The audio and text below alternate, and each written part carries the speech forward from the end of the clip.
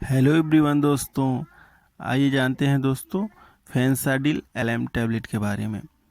जो दोस्त हमारे चैनल पे नए हों वो सब्सक्राइब कर लें। फेंसाडिल एलएम दोस्तों ये आपका जो है टैबलेट फॉर्म में आता है। ये आपका दोस्तों 10 टैबलेट में आता है। आइए दोस्तों जान लेते हैं इसमें कौन कौन सी कंपोजिशन है। इसमें आपका मोन्टेल्यूकास सोडियम है दोस्तों एंड लियोसिटिजिन हाइड्रोक्लोराइड टैबलेट है जो आईपी के अकॉर्डिंग बनाया गया है।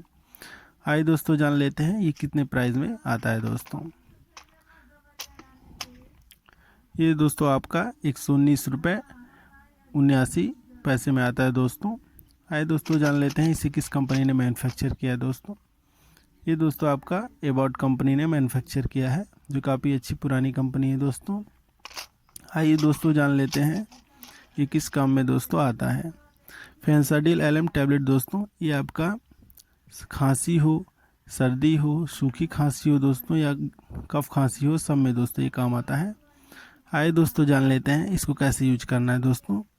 ये आपका दोस्तों मॉर्निंग में और इवनिंग में एक एक गोली सुबह शाम लेना रहता है दोस्तों खाना खाने के बाद। और पानी जो है दोस्तों गुनगुना पिए, जिससे काफ़ी अच्छा रिस्पांस मिलेगा दोस्तों।